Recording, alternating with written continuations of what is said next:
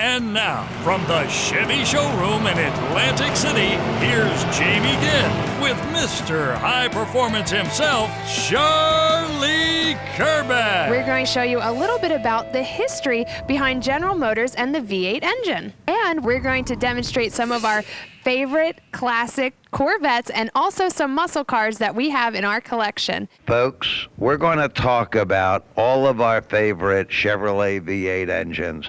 The Chevrolet overhead valve V8 engine was spectacular when it hit the market, and this Corvette right here is EX122, built in the experimental department of General Motors. Originally it had a Blue Flame 6 engine in it, but when they built that 265 cubic inch V8 engine, this was one of the first Chevrolets. They placed that engine in this vehicle, this exact experimental vehicle right here, in 1953, and they ran this car through its paces. They wanted to see if this fiberglass body could handle that V8. It's actually the first Corvette, and it's a fascinating story because when this car was done, Chevrolet was on a roll. The Corvette was conceived ahead of the 55 Chevrolet, and it came to market sooner because it was made out of fiberglass and they could tool it faster. But when the car was shown as a Motorama show car, there was tremendous excitement. Dave Davis has told me that Dave is editor emeritus of Car and Driver magazine, that he saw the car there and he was truly excited by the potential that he saw. Zora Duntov wasn't working for Chevrolet yet. He saw the car in the New York Motorama show car, or in the show, and he was excited. In fact, it was seeing the car that drove him to send a letter to Ed Cole saying, "I want to work for you." From EX122.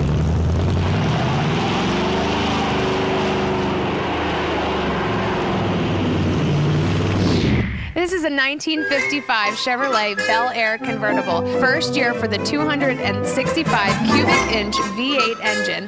It's a turbofire small block with a 180 horsepower power pack. But in 1956, the first year they came out with the dual quads, that's the 2 4-barrel carburetors, and that's referred to as the Batwing air cleaner that covers the 2 4-barrel carburetors. 220 horsepower out of a 265 cubic inch Chevrolet engine. That was big news in 1956.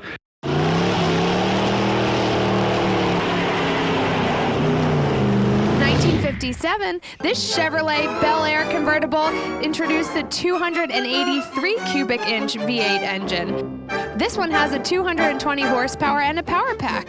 1957 was an iconic year for General Motors and especially Chevrolet. The fins on the Chevrolet Bel Air, they're duplicated and replicated today by custom builders on many cars.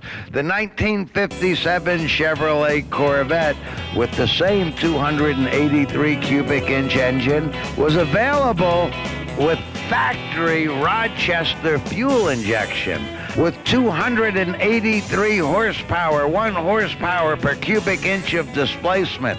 How fabulous. That stood the world on its ear. And mid-year 1957, General Motors introduced the Borg-Warner T10 4-speed manual transmission, 4 on the floor as we called it back in the day, in 1957.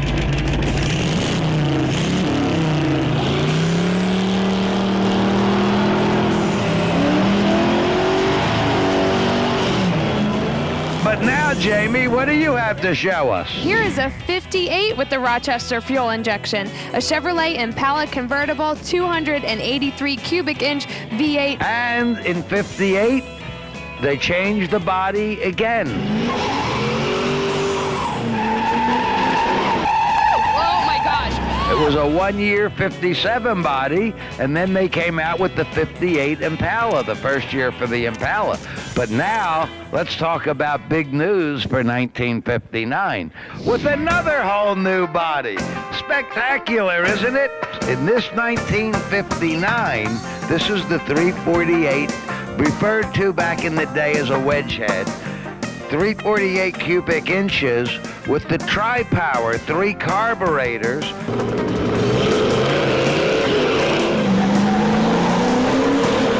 315 horsepower, was the big daddy with the solid lifters and a 4-speed transmission, 4 on the floor. What do you have there, Jamie? I have a 1960 Chevrolet Corvette, and what makes this 1960 Chevrolet Corvette special is that 1960 was the first year of 5-figure production for General Motors with 10,261 Corvettes built. The big news in 1961 was the introduction of the Impala Super Sport, the SFs. And the really big news was most of those Super Sports came out of the plant with a 348 engine. But 142 of them had the legendary 409 in it. And for 1962, it was the first year for the 327 cubic inch V8. And this baby has 360 fuel-injected horsepower. Now, the 62 Corvette was the end of the C1. That was the first series of Corvettes known as straight axle Corvettes. The C1s were from 1953 right through 1962. But in 1963, the redesigned, the entirely new 63 Corvette, the Stingray, was introduced.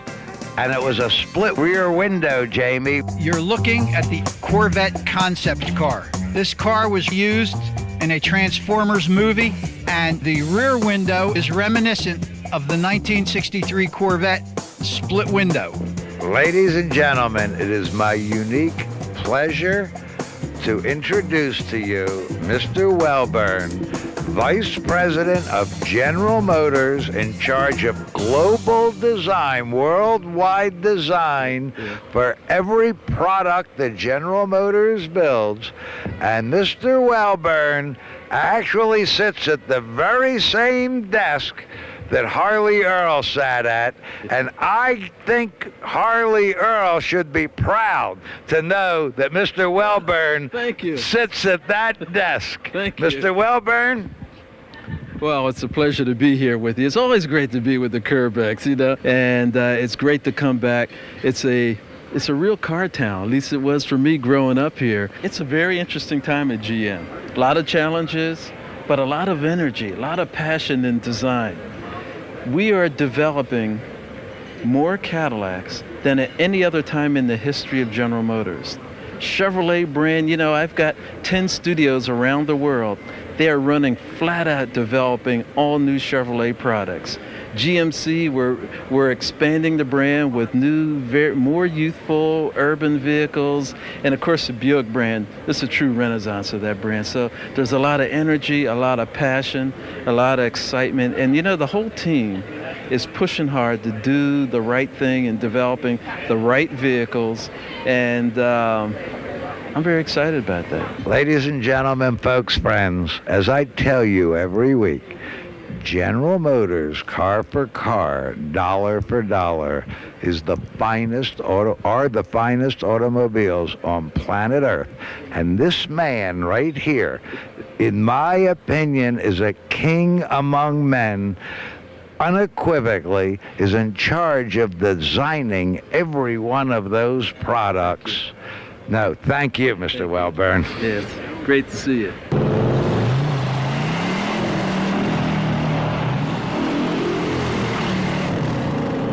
People believe the muscle car was originated right here, this 1964 Pontiac GTO, 389 cubic inches, 360 horsepower. And with tri-power, a 4-speed, and a posi rear, Ronnie and the Daytonas sang it best. Whoa, whoa, little GTO. 3 deuces and a 4-speed and a 389. Now, over here you will find a 1965 Corvette Stingray.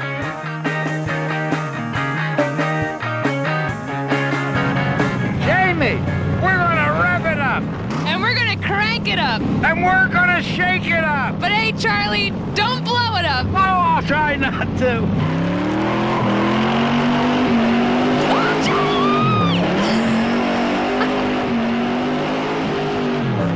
And the big news for 1965, Jamie, was the 396 cubic inch turbojet L78 engine with 425 horsepower. Look at this Stingray. Look what General Motors did in 1965. The 1965 Chevrolet Chevelle SS, called the Z16 with the 396. 200 were coupes. Only one convertible, but my brother George, the Corvette genius guru, our director, without him we're nothing, Jamie. He just said that even the coupes were built with convertible frames. But now, what do we have here? First year for the 427 cubic inch L72 engine, a 1966 Corvette Stingray. 425 horsepower, huh, Jamie? Yes, it is. Take a look at this 66 GTO. Number one, you know they were called goats.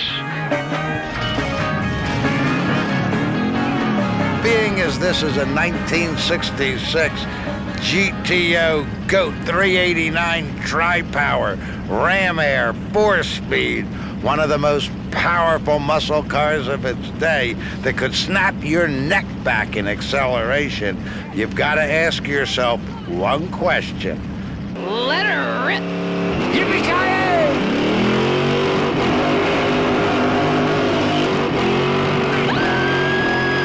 In 1966, it was the last year for the tri-power.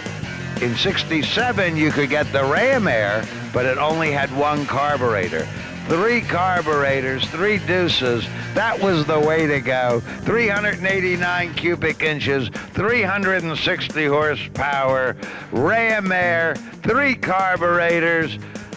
I love a car with 3 carburetors. Now, what do we have here, Jamie?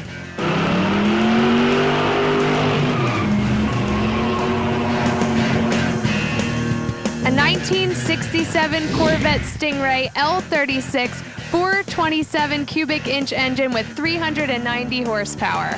Big block, what a car. We built this 1966 Chevrolet Chevelle.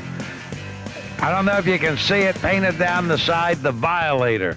And my brother George drove that car and raced it at Atco. And I don't know in the one picture if you can see the slick twisted up and the front wheel a little bit off the ground. That's when he was leaving the line. What a guy my brother George is. What a driver he really is. That was 1966. That's a 1967 Camaro. That's a 427 engine being installed in there. And my brother George raced that car at Atco Drag Strip. He sold it to John Pacilio. Now, John, over to you. Hello, Jamie and Charlie. 43 years ago, I bought my 67 Camaro SS 427 from you at Kerbeck's. I was 17 years old. I was driving a silver 1967 Corvette Roadster, and I pulled on your lot and saw a red 67 Camaro SS. Who comes out of the showroom when I'm pulling on the lot but your brother, George? He's 17, I'm 17. He shows me the red Camaro. What's special about the red Camaro was with an L72 427 engine. Same car that was on Popular Hot Rod magazine, front cover of April issue 1967. I wound up making a deal on the car. I wound up swapping my 1967 silver Corvette for the 1967 Nicky Camaro. I saved the buyer's order, The car was sold to me in July 26, 1968. The price of the Camaro was $3,000 even. They gave me $3,350 for my 1967 silver Corvette. So I walked out with a check for $350. I took the car both to Atco Dragway and Englishtown Raceway Park, raced against Baldwin Motion, raced against Shanko Chevrolet, and beat them all. And wound up to be New Jersey State Champion in August of 1968. It's all true. I wish I still owned the car today. From what I understand, it could be worth in the excess of $500,000. And here's why I got rid of it. I got engaged. My mother-in-law didn't want me to have the race car. She told me her daughter is never going to have mink stoles, high heels, a beautiful house, a beautiful swimming pool, as long as I have this race car parked out in my grandmother's backyard. That's the reason why I sold the car, or I would have never sold the car. And the ironic part of the story is I never married her anyway. And I'm out of $500,000. Now, this is one of George's favorite cars, the 67 Chevelle Super Sport. This speaks for itself.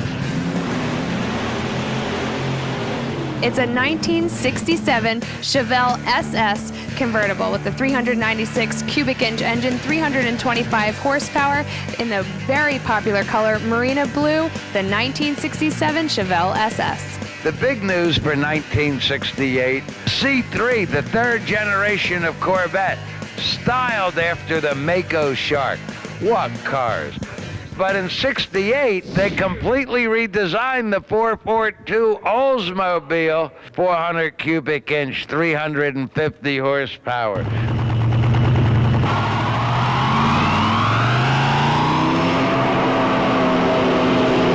They referred to it as the Coke bottle shaped body. Charlie, 1969 Camaro Z28, DZ302. Yeah.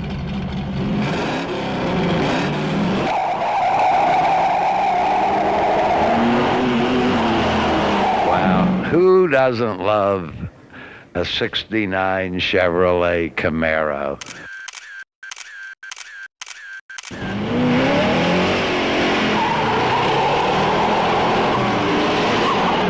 I'm a pace car guy. General Motors built the replicas of the official pace cars in '69. The Z11, that made it a pace car. Convertible 396 cubic inch V8 L78 engine, solid lifters, 375 horsepower. What a car. Hello, Jamie and Charlie. Bill Jenkins in my shop in Malvern, PA. We built this place 38 years ago, and it's been pretty good to me. And we're standing here with a sort of a little bit special ROX block with SB2 type heads on it, and this is a competition eliminator engine. And I want to congratulate Chevrolet on being here for 100 years. And the Winter Nationals was the first pro stock race, and I won that race. I won that was. I'm sitting there with a wheel in the air leaving, and he doesn't have a tire wrinkle yet, and so he lost. Indianapolis, 1967, and we just won the Eliminator. And there's a picture of George Hurst, and soul rest in peace, and Linda Vaughn and I. Zora and I used to know each other fairly well. I did some odd jobs for him every now and then, and Vince was sort of almost a mentor, you know. I did work for him. And he pulled me up by my bootstraps a couple times, and we kept going and had a pretty good time of it all. Smoker I knew fairly well, as much of an acknowledged person as he is in the racing industry. I'm one of the few guys that argued with him. I guess I'm in here quite a few times. Thank you, Bill. You're the man that always did know how to make a Chevrolet go down that track. Jamie, what do you have there? A 1970 Chevelle SS 396 with cowl induction. And we told you about the beginning of the Super Sports in 1961, but this is a 70 cowl inducted 396 Super Sport, the SS.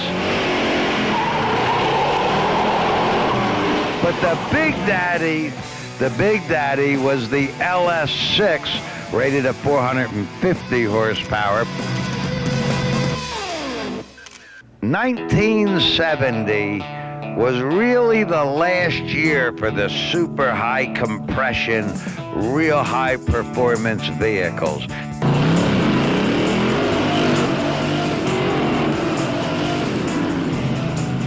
The government got involved, insurance costs were involved.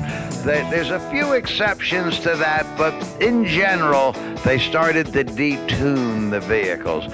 Okay, Jamie, what do you think of this little Trans Am right here? 1971 455 cubic inch V8 engine with 330 horsepower. I think it's pretty fine. This 71, although slightly detuned, is 455 cubic inches with 330 horsepower. Still worth mentioning.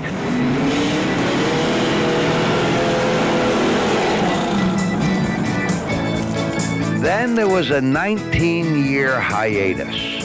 For 19 years, due to government regulations and insurance, they were building less powerful, less speed exciting vehicles. And Charlie, when you talk about detuned, this 1982 Collector Edition Corvette, the last of the C3 generation, was down to only 200 horsepower.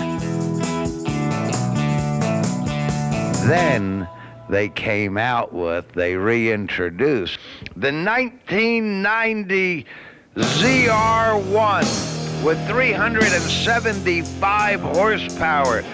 We originally started the project as a cylinder head on top of the Chevrolet small block, but Tony Rudd, the Lotus chief engineer on the program, talked us into doing a new cylinder case as well as all the upper, because he could get more horsepower that way. We had a 6-speed manual transmission in place, we had big brakes, we had tires, so everything was ready for a 400 horsepower engine.